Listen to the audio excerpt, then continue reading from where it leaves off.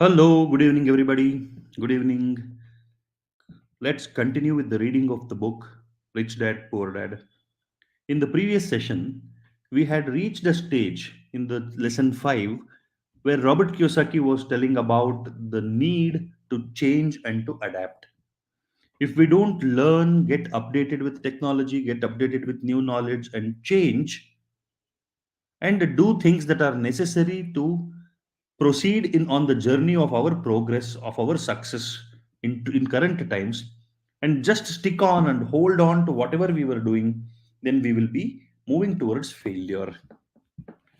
So it is very important to realize that the individual himself or herself might be the problem. Our ideas can become the biggest liability if the idea is not relevant today. The same idea could have been successful in the past, but the idea, if it becomes irrelevant in the present, you have to give up on that idea and work on the new idea that needs to be implemented in the present, because what was useful yesterday is gone, and if it is not useful today, it has to be left. It has to be left behind, and you have to move ahead with what is necessary to function efficiently and effectively today. So we'll continue from there with the book reading. One afternoon, I was teaching how to invest using a board game I had invented, Cash Flow, as a teaching tool. A friend had brought someone along to attend the class. This friend of a friend was recently divorced, had been badly burned in the divorce settlement, and was now searching for some answers. Her friend thought the class might help. The game was designed to help people learn how money works. In playing the game, they learn about the interaction of the income statement with the balance sheet. They learn how cash flows between the two and how the road to wealth is through striving to increase your monthly cash flow from the assets column to the point that it exceeds your monthly expenses. Once you accomplish this, you are able to get out of the rat race and out onto the fast track. As I have said, some people hate the game, some love it, and others miss the point. This woman missed a valuable opportunity to learn something. In the opening round, she drew a doodad card with the boat on it. At first, she was happy. Oh, I've got a boat. Then, as her friend tried to explain how the numbers worked on her income statement and balance sheet, she got frustrated because she had never liked math. The rest of her table waited while her friend continued explaining the relationship between the income statement, balance sheet, and monthly cash flow. Suddenly, when she realized how the numbers worked, it dawned on her that her boat was eating her alive. Later on in the game, she was also downsized and had a child. It was a horrible game for her. After the class, her friend came by and told me that she was upset. She had come to the class to learn about investing and did not like the idea that it took so long to play a silly game. Her friend attempted to tell her to look within herself to see if the game reflected her in any way. With that suggestion, the woman demanded her money back. She said that the very idea that a game could be a reflection of her was ridiculous. Her money was promptly refunded and she left. Since 1984, I have made millions simply by doing what the school system does not do. In school, most teachers lecture. I hated lectures as a student. I was soon bored and my mind would drift. In 1984, I began teaching via games and simulations, and I still rely on these tools today. I always encourage adult students to look at games as reflecting back to them what they know and what they need to learn. Most importantly, games reflect behavior. They are instant feedback systems. Instead of the teacher lecturing you, the game is a personalized lecture, one that is custom made just for you. The friend of the woman who left later called to give me an update. She said her friend was fine and calmed down. In her cooling off period, she could see some slight relationship between the game and her life. Although she and her husband did not own a boat, they did own everything else imaginable. She was angry after their divorce, both because he had run off with a younger woman and because, after 20 years of marriage, they had accumulated little in the way of assets. There was virtually nothing for them to split. Their 20 years of married life had been incredible fun, but all they had accumulated was a ton of doodads. She realized that her anger at doing the numbers, the income statement, and balance sheet came from her embarrassment about not understanding them. She had believed that finances were the man's job. She maintained the house and did the entertaining, and he handled the finances. She was now quite certain that in the last 5 years of their marriage, he had hidden money from her. She was angry at herself for not being more aware of where the money was going, as well as for not knowing about the other woman. Just like a board game, the world is always providing us with instant feedback. We could learn a lot if we tuned in more.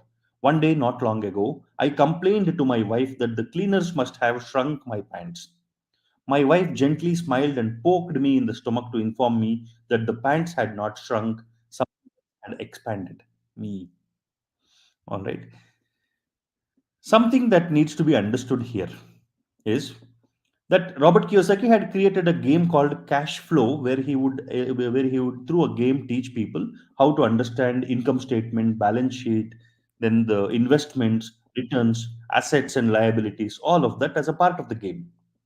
So he says one lady who came with her friend played the game and lost badly in the game, accumulated all unwanted things in the game, and eventually left, telling that this is a silly game and it has no meaning paying to play that game. But as she went back and thought about it, she realized that the game was reflecting herself also to a certain extent. Now, this lady had gone into divorce, and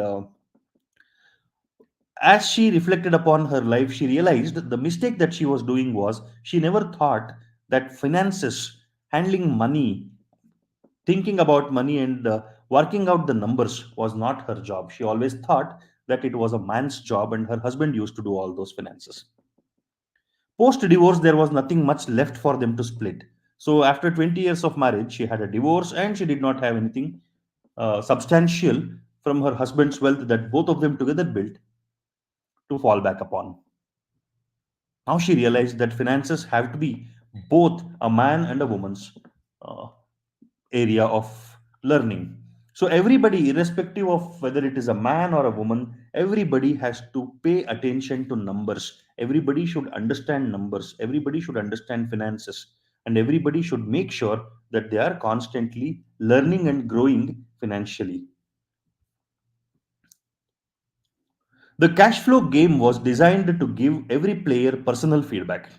Its purpose is to give you opinions. If you draw the boat card and it puts you into debt, the question is now what can you do? How many different financial options can you come up with? That is the purpose of the game, to teach players to think and create new and various financial options. Thousands of people throughout the world have played this game. The players who get out of the rat race the quickest are the people who understand numbers and have creative financial minds. They recognize different financial options. Rich people are often creative and take calculated risks. People who take the longest are people who are not familiar with numbers and often do not understand the power of investing. Some people playing cash flow gain lots of money in the game, but they don't know what to do with it. Even though they have money, everyone else seems to be getting ahead of them. And that is true in real life. There are a lot of people who have a lot of money and do not get ahead financially. Limiting your options is the same as hanging on to old ideas. I have a friend from high school who now works at three jobs. Years ago, he was the richest of all my classmates. When the local sugar plantation closed, the company he worked for went down with the plantation. In his mind, he had but one option, and that was the old option: work hard. The problem was that he couldn't find an equivalent job that recognized his seniority from the old company. As a result, he is overqualified for the jobs he currently has, so his salary is lower. He now works three jobs to earn enough to survive. I have watched people playing cash flow complain that the right opportunity cards are not coming their way, so they sit there. I know people who do that in real life. They wait for the right opportunity. I have watched people get the right opportunity card and then not have enough money. Then they complain that they would have gotten out of the rat race if they had more money. So they sit there. I know people in real life who do that also. They see all the great deals, but they have no money. And I have seen people pull a great opportunity card, read it out loud, and have no idea that it is a great opportunity. They have the money, the time is right, they have the car, but they can't see the opportunity staring them in the face. They fail to see how it fits into their financial plan for escaping the rat race. And I know more people like that than all the others combined. Most people have an opportunity of a lifetime flash right in front of them and they fail to see it. A year later, they find out about it after everyone else got rich. See, the game that Robert Kiyosaki is talking about, cash flow, has many possibilities, like real life. Now, one possibility is if you lose an opportunity, what do? You work hard, is what many people do in real life. So there are people who complain that they don't have enough opportunities.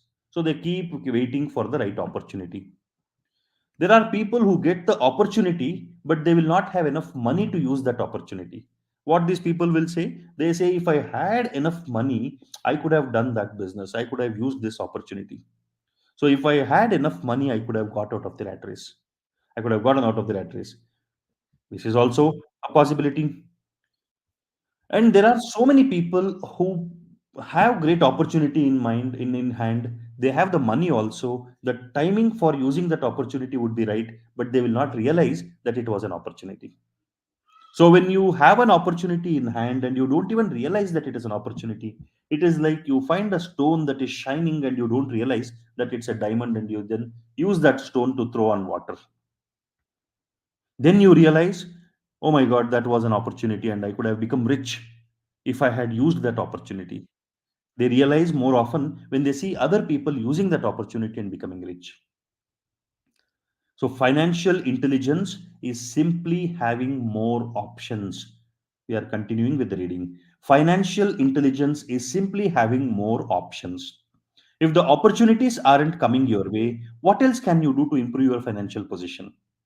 If an opportunity lands in your lap and you have no money and the bank won't talk to you, what else can you do to get the opportunity to work in your favor? If your hunch is wrong and what you have been counting on doesn't happen, how can you turn a lemon into millions? That is financial intelligence. It is not so much what happens, but how many different financial solutions you can think of to turn a lemon into millions. It is how creative you are in solving financial problems. Most people only know one solution: work hard, save, and borrow. So, why would you want to increase your financial intelligence? Because you want to be the kind of person who creates your own luck. You take whatever happens and make it better. Few people realize that luck is created just as money is. And if you want to be luckier and create money instead of working hard, then your financial intelligence is important. If you are the kind of person who is waiting for the right thing to happen, you might wait for a long time. It's like waiting for all the traffic lights to be green for 5 miles before you will start your trip. See, such a wonderful analogy. What many people do is they don't start right away with what they have. They wait for the right opportunity to arrive, they wait for the right things to fall into place, and they never start anything because never will come a time when everything is conducive, everything is favorable. Like in this example, Robert Kiyosaki says, it's like waiting for all the traffic lights to be green for 5 miles before you will start the trip. Is it possible for all the traffic lights to be green at the same time for 5 miles until you cross? It should not turn red. You should not encounter any red light. That's not possible. When you are moving through traffic, it is impossible that you cover all the traffic signals with green light for the entire journey. It might happen, but if you make that as the precondition that all the lights, traffic lights should be green before even I start the journey, that would never happen. That guarantee you will never have. You will have to start the journey. If it is green, you move ahead. If it is red, you wait and then start again. You move ahead, wait, stop, start. All this will keep happening. But if you are on the journey, if you are moving, if you are on the journey, on the path that you have chosen, you will keep moving. Sometimes you might have to stop. Sometimes you might have to take a few steps back. Sometimes you might get a easy pass, you might get a highway, you might get a traffic road. So but you keep moving. If you are on the path, you keep moving and you are covering distance. As young boys, Mike and I were constantly told by my rich dad that money is not real. Rich dad occasionally reminded us of how close we came to the secret of money on that first day we got together and began making money out of plaster of Paris. The poor and middle class work for money, he would say. The rich make money. The more real you think money is, the harder you will work for it. If you can grasp the idea that money is not real, you will grow richer faster. What is it? Was a question Mike and I often came back with. What is money if it is not real? What we agree it is, was all Rich Dad would say. So, if money is not real, then what is it? Is the question that Mike and Robert would ask. Rich Dad would say, money is what we all agree it is. The single most powerful asset we all have, is our mind. If it is trained well, it can create enormous wealth seemingly instantaneously. An untrained mind can also create extreme poverty that can crush a family for generations. In the information age, money is increasing exponentially. A few individuals are getting ridiculously rich from nothing, just ideas and agreements. If you ask many people who trade stocks or other investments for a living, they see it done all the time. Often, millions can be made instantaneously from nothing. And by nothing, I mean no money was exchanged. It is done via agreement. A hand signal is a trading pit. In a trading pit, a blip on a trader's screen in Lisbon from a trader's screen in Toronto and back to Lisbon, a call to my broker to buy and a moment later to sell. Money did not change hands. Agreements did.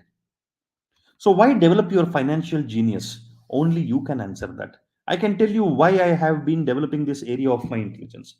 I do it because I want to make money fast. Not because I need to, but because I want to.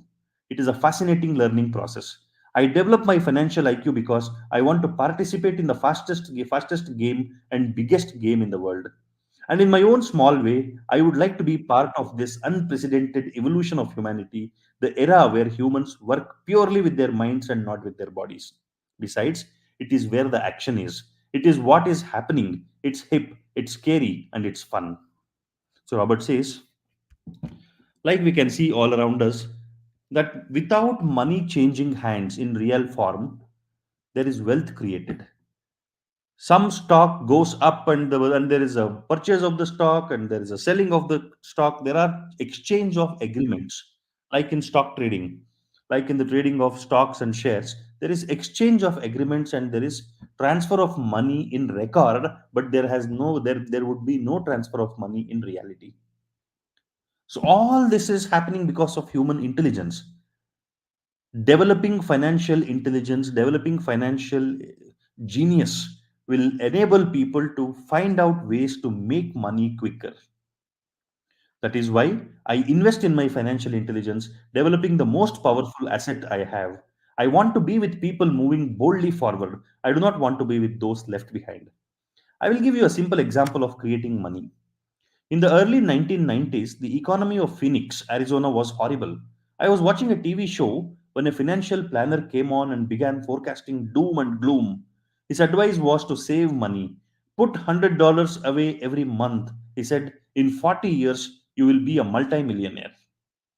While putting money away every month is a sound idea, it is one option, the option most people subscribe to. The problem is this: it blinds the person to what is really going on. It causes them to miss major opportunities for much more significant growth of their money. The world is passing them by.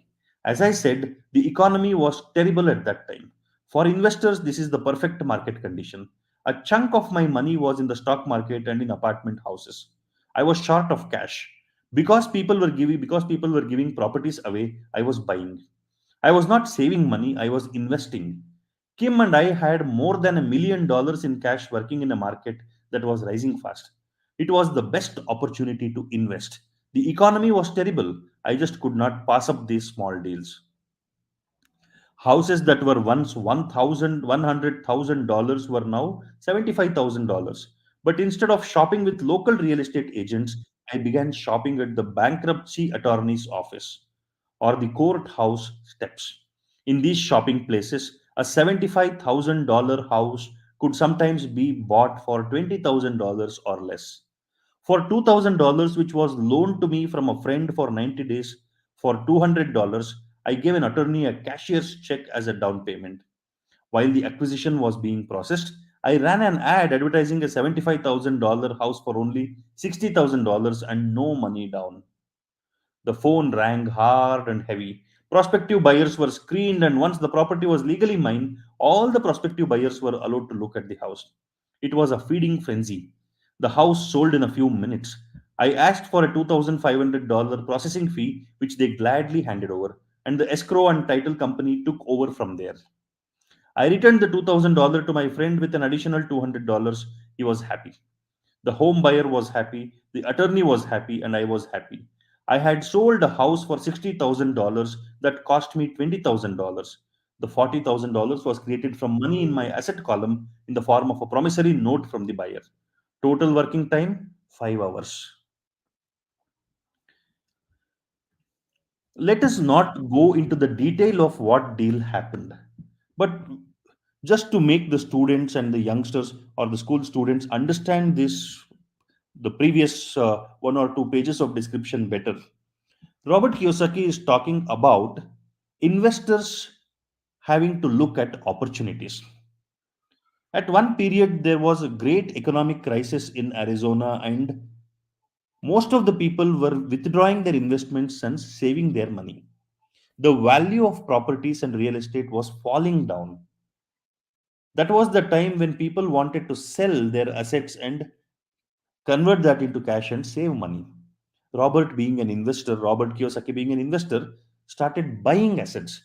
What would normally sell for $100,000 was available at $75,000 in the open market. But what Robert Kiyosaki did was he went to the bankruptcy official's office. That means somebody would have taken a loan on a house and they would not repay the loan, and the bank would take it away from them. The bank will sell it to whoever wants to buy it to cover the loans, and whatever is the difference amount that they get from the auctioning of that property will be given to the person who had taken the loan.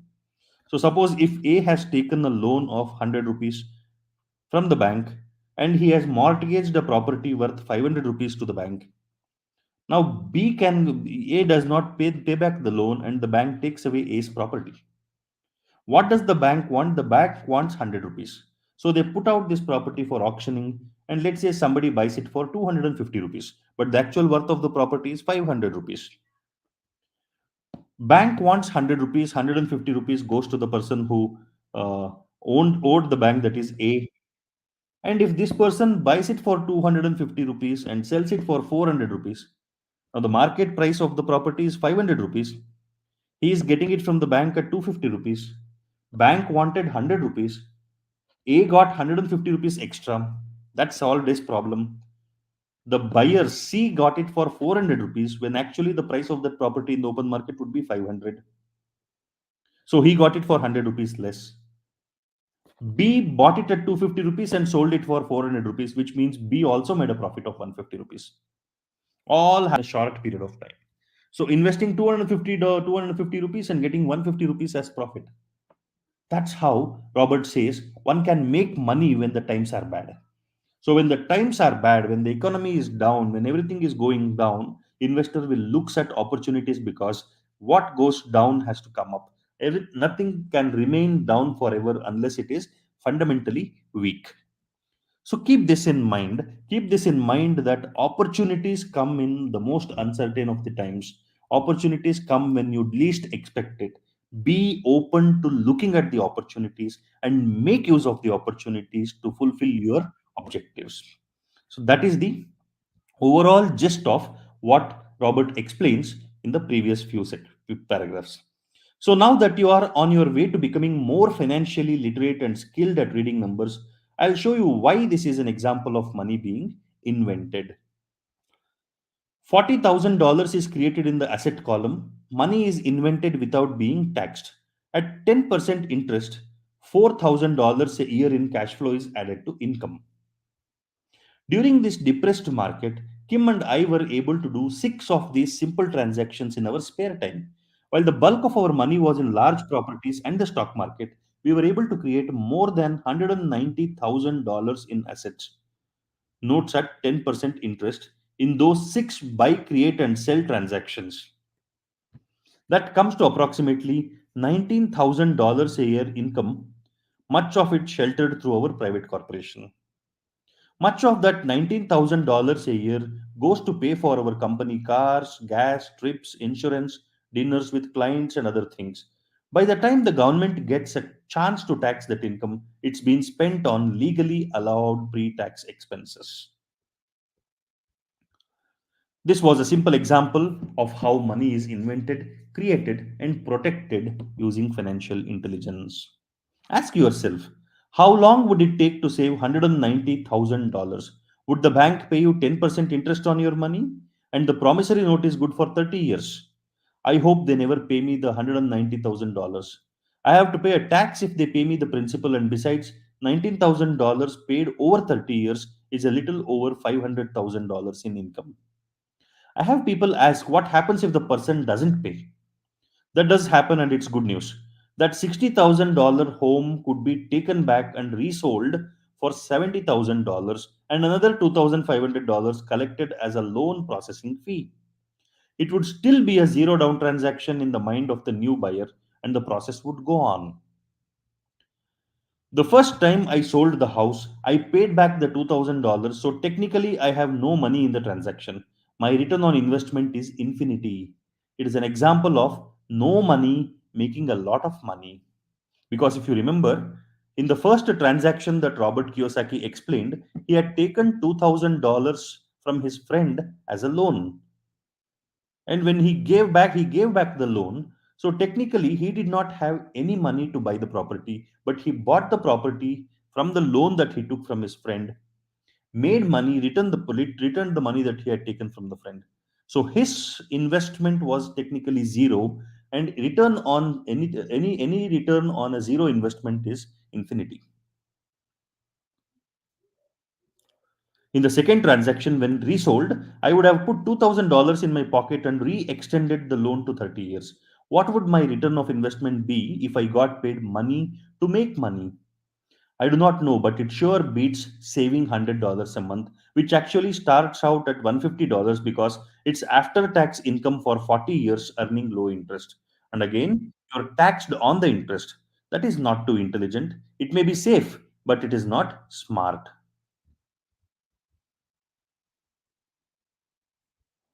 Just a moment. Hmm. Yeah. A few years later, as the Phoenix real estate market strengthened, those houses we sold for $60,000 became worth $110,000.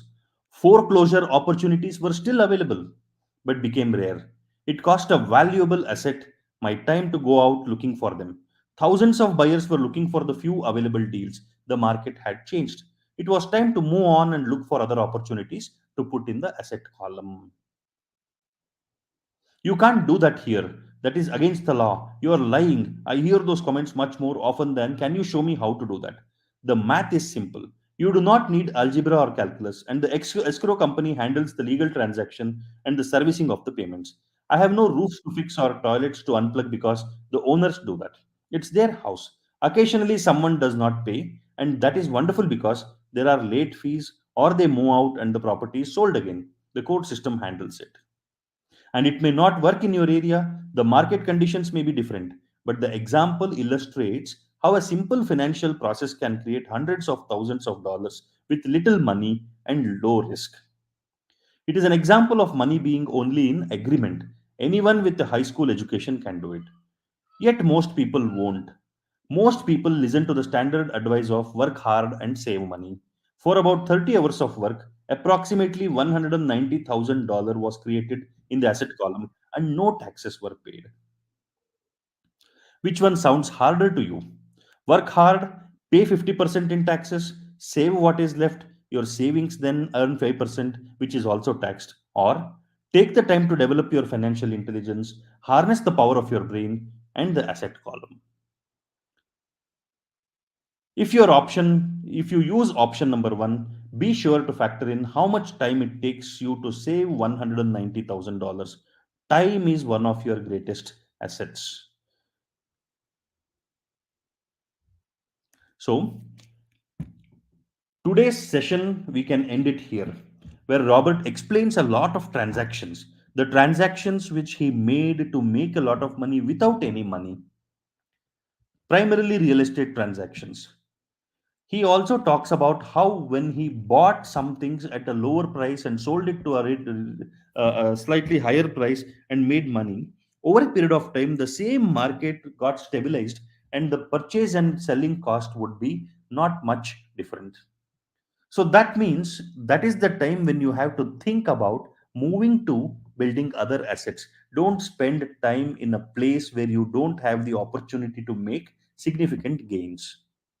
So that is also very important. If something had given you good returns during a particular period of time and it is no longer giving you that kind of a return at a later date, you should stop fixating on that and start moving to other places, other aspects of your assets, which will give you higher returns, and transfer your transactions to that kind of an asset. So Robert Kiyosaki asks at the end of this, what is more harder?